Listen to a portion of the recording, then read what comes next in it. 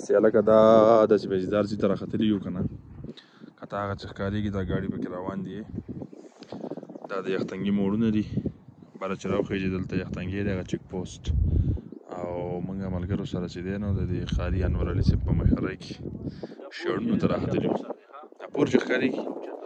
ها دا شلخو سر دی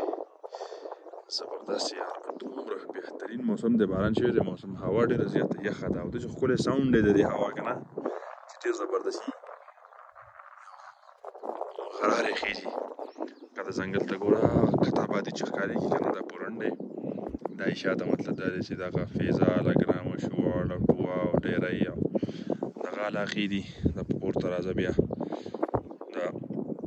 سرګې او درډ او که نه دا علاقې دي او دا د یختنګي موړونه دي دا وخت مونږ شړونو کې یو انتهایی بهترین ځای دی ډېر زبردست ورهغه ملګري هم دي